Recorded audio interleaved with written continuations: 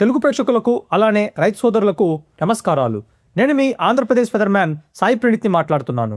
ఈ వీడియోలో మనము ఆంధ్రప్రదేశ్ అలానే తెలంగాణ రాష్ట్రాల యొక్క ప్రస్తుత వాతావరణ పరిస్థితి, అలానే రాగల రోజుల్లో మనకు వర్షాలు ఏ విధంగా ఉండే అవకాశాలు ఉన్నాయి, ఎక్కడెక్కడ మనకు భారీ వర్షాలు పడే అవకాశాలు ఉంది అన్న దాని గురించి మనం మాట్లాడుకుంటాం.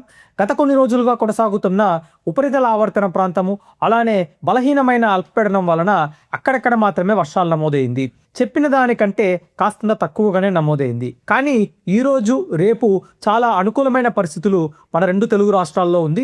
కాబట్టి అందరూ ఈ వీడియోని కొంచెం ఓపికగా చివరి వరకు చూస్తారని నేను మనస్ఫూర్తిగా మీ అందరికీ చెప్పదలుచుకుంటున్నానండి. కోస్తాంధ్ర జిల్లాల యొక్క వాతావరణ పరిస్థితిని మనం ఒక్కసారి చూసినాము అంటే ముఖ్యంగా పైన మనకు ఒక ఉపరితల ఆవర్తన ప్రాంతం వెళ్ళిపోయింది. అంటే హైదరాబాద్ కంటే చాలా పైకి వెళ్ళిపోయింది. కాబట్టి ఏమవుతుంది అంటే ఇక్కడి నుంచి ఉన్న కాస్తంత తేమగాలులన్నీ ఇలా హైదరాబాద్ ప్రాంతంలోకి వస్తుంది. అలానే ఇవన్నీ కన్వర్జ్ అవుతూ మనకు విజయవాడ కావచ్చు, విశాఖపట్నం పరిసర ప్రాంతాల్లోకి ఈ విధంగా వెళ్ళే అవకాశాలు కనిపిస్తుంది. దీని వలన వర్షాలనేవి చాలా ఎక్కువయ్యే సూచనలు చాలా ప్రాంతాలలో కనిపిస్తున్నాయి. అంటే మనకు దక్షిణ భారతదేశంలో ఉన్న వివిధ రకాలైన వివిధ ప్రాంతాలలో మనకు రాగల 24 గంటల్లో వర్షాలు ఉండే విధంగా కనిపిస్తోంది. కానీ వర్షాలనేవి విస్తారంగా కాకుండా అక్కడెక్కడ మాత్రమే భారీ నుంచి అతి భారీగా ఉండే అవకాశాలు కూడా డెఫినెట్గా కనిపిస్తున్నాయండి. రాగల 24 గంటలు అంటే జూన్ 28న మనకు ఏ విధంగా వాతావరణ పరిస్థితి ఉంటుంది అంటే ఈ రోజు కావచ్చు రేపు తెల్లవారి వరకు ఏ విధంగా వాతావరణ పరిస్థితి ఉంటుంది అంటే పశ్చిమ తెలంగాణ జిల్లాలలో విస్తారంగా భారీ నుంచి అతి భారీ వర్షాలు, చాలా ప్రాంతాలలో భారీ నుంచి అతి భారీ వర్షాలు ఉండే అవకాశాలు కనిపిస్తున్నాయి. కొన్ని ప్రాంతాలలో ముఖ్యంగా మనకు కర్ణాటక అలానే మహారాష్ట్ర తెలంగాణ సరిహద్దు ప్రాంతాలలో అతి భారీ లేదా తీవ్రమైన వర్షాలు కూడా ఉండే అవకాశాలు రాగల 24 గంటల్లో కనిపిస్తోంది. హైదరాబాద్ నగరంలో కూడా ఈరోజు సాయంకాల సమయంలో అలానే రాత్రి సమయాలలో మంచి వర్షాలు ఉండే అవకాశాలు కనిపిస్తున్నాయి. మరోవైపున మధ్య కోస్తాంధ్ర జిల్లాల్లో కూడా మనకు విస్తారంగా వర్షాలు ఉండే అవకాశాలు సాయంకాలం లేదా రాత్రి సమయాలలో మనకు కనిపిస్తుంది. అలానే మధ్యాహ్న సమయంలో కూడా అక్కడక్కడ వర్షాలు ఉంటుంది. ఉత్తర కోస్తాంధ్ర జిల్లాలలో కేవలం మనకు లోపల ఉన్న ప్రాంతాలలో మాత్రమే మంచి వర్షాలు కురిసే అవకాశాలు ఉన్నాయి. సముద్ర తీరానికి దగ్గరగా ఉన్న ప్రాంతాలైన విశాఖపట్నం, విజయనగరం, శ్రీకాకుళం జిల్లాలలో మాత్రం తక్కువగానే మనకు వర్షాలు నమోదయ్యే సూచనలు కనిపిస్తుంది. అలానే మనకు దక్షిణ రాయలసీమ అంటే రాయలసీమ జిల్లాలు కావచ్చు, దక్షిణ కోస్తాంధ్ర జిల్లాలలో కొన్ని ప్రాంతాలలో మాత్రమే అక్కడెక్కడ మాత్రమే మనము వర్షాలను చూసే అవకాశాలు ఈరోజు సాయంకాలం లేదా రాత్రి సమయాలలో మనకు డెఫినెట్గా కనిపిస్తున్నాయండి.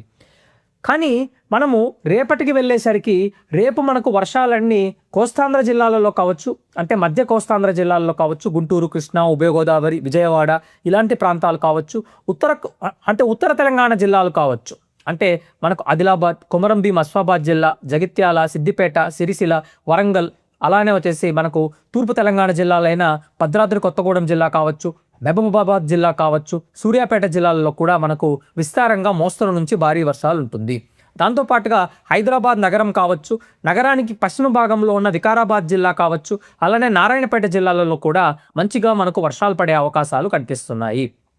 దాంతోపాటుగా కర్నూలు, నంద్యాల జిల్లాలతో పాటుగా తూర్పు అంటే దక్షిణ కోస్తాంధ్ర జిల్లాలలో కూడా అంటే తిరుపతి, నెల్లూరు జిల్లాలలో కూడా అక్కడక్కడ మనం వర్షాలు చూసే అవకాశాలు ఖచ్చితంగా రేపు మనకు కనిపిస్తుంది. ఓవరాల్గా మనం వాతావరణ పరిస్థితిని గమనించినాము అంటే గత కొన్ని రోజులుగా మనకు పడుతున్న వర్షాల వలన మధ్య కోస్తాంధ్ర జిల్లాల్లో ముఖ్యంగా ఎన్టీఆర్ జిల్లా కావచ్చు, అలానే మనకు కృష్ణా జిల్లా, గుంటూరు, అలానే పల్నాడు జిల్లాల్లో సాధారణ వర్షపాతం అయితే నమోదైంది. తిరుపతి, అలానే వచ్చేసి నెల్లూరు, ప్రకాశం, దాంతోపాటుగా వచ్చేసి వైఎస్ఆర్ కడప జిల్లాల్లో సాధారణ వర్షపాతము, అలానే అనంతపురము, సత్యసాయి, దాంతోపాటుగా వచ్చేసి మనకు కర్నూలు, నంద్యాల చుట్టుపక్కలే ఉన్న బళ్ళారి ప్రాంతంలో కూడా మనకు సాధారణ వర్షపాతం, అనంతపురం లాంటి ప్రాంతాలలో అధిక వర్షపాతం కూడా నమోదైంది. అలానే తెలంగాణ రాష్ట్రంలో వాస్ట్ రీజియన్ అంటే చాలా మట్టుకు తెలంగాణ రాష్ట్రంలో మనకు సాధారణం కంటే తక్కువగా ఉన్న వర్షపాతమే నమోదైంది. కానీ దక్షిణ తెలంగాణ జిల్లాల్లో మాత్రం కొంచెం మనకు నల్గొండ కావచ్చు, అలానే మనకు నాగర్ కర్నూలు జిల్లా కావచ్చు, రంగారెడ్డి జిల్లాతో పాటుగా హైదరాబాద్ నగర పశ్చిమ భాగాల్లో కాస్తంత మనకు నార్మల్ టు అబో నార్మల్ అంటే సాధారణం నుంచి కాస్తంత సాధారణం కంటే కొంచెం ఎక్కువగా వర్షాలు అనేవి గత కొన్ని రోజులుగా నమోదవుతోంది. ఎప్పటి నుంచి? జూన్ 1 నుంచి ఇప్పటి వరకు, అంటే ఈ నెల చివరి వరకు, 27th వరకు, నిన్నటి వరకు. అలానే ఎల్ నినో యొక్క ప్రభావం వలన ఇప్పుడు మనకు మే చివరిలో వీళ్ళు అంటే మల్టీ మోడల్ వాళ్ళు ఒక ఫోర్కాస్ట్ని అయితే వదిలినారు. వీళ్ళు ఎందుకు వదులుతారు అంటే ప్రపంచం మొత్తంలో ఉన్న కరువులు ఎక్కడెక్కడ వచ్చే అవకాశాలు ఉన్నాయి అనే ఒక అంచనా యొక్క దృష్ట్యా వీళ్ళు ప్రతి సంవత్సరం వచ్చేసి ఒక నివేదిక అనేది వదులుతూ వస్తారు. ఆ నివేదికలో మనకు ఒక్కసారి మనము భారతదేశంకి దగ్గరగా చూసినాము అంటే సాధారణం కంటే తక్కువ వర్షాలే ఉండే విధంగా చూపిస్తున్నారు. ఎప్పుడు ఏ సమయంలో సాధారణం కంటే తక్కువగా ఉంటుంది అని అంటే జూలై ఆగస్ట్ నెలల్లో సాధారణం కంటే తక్కువగా ఉంటుంది వర్షాలు అని బాగా క్లియర్గా చూపిస్తున్నారు. అంటే ఏంటి దాని అర్థం ఏంటి అంటే వర్షాలు ఉండవు, అస్సలు వర్షాలే ఉండవు అని కాదు. వర్షాలు అయితే ఉంటాయి, కానీ ఆ వర్షాల యొక్క ఇంటెన్సిటీ అంటే ఇప్పుడు మనం చూస్తున్నాం చాలా అధికమైన వర్షపాతాలు ఉండే విధంగా మనకు ఫోర్కాస్ట్లు అనేవి నేను ఇచ్చాను. కానీ ఏం జరిగింది, అక్కడక్కడ మాత్రమే మనకు వర్షాలు పడుతున్నాయి, అది కూడా అక్కడక్కడ మాత్రమే మనకు భారీ నుంచి అతి భారీగా ఉంది. సో ఇలా మనకు ఫోర్కాస్ట్లో కూడా ఏంటి అంటే మార్పులు వచ్చే సూచనలు, అలానే దాంతోపాటుగా వచ్చేసి మనకు రాగల రోజుల్లో కరువు లాంటి పరిస్థితులు కూడా వచ్చే అవకాశాలు డెఫినెట్గా కనిపిస్తుంది. కాబట్టి నేను కూడా దీని యొక్క దృష్ట్యా నేను కూడా ఫోర్కాస్ట్లు ఇచ్చేటప్పుడు చాలా దగ్గరుండి చూసుకుంటూ మీ అందరికి అప్డేట్ ఇస్తే మీకు ఇంకా ఉపయోగపడుతుందని, ఇంకా బాగుందని ఈరోజు కొంచెం ఎఫర్ట్స్ పెట్టి మీ అందరి ముందు ఫోర్కాస్ట్ అనేది డిఫరెంట్గా తెచ్చానండి. ఇదే అండి ఇవాళకి వాతావరణ అప్డేట్. పూర్తి స్థాయిలో మనం మాట్లాడుకున్నాం. Thanks for watching this video అండి.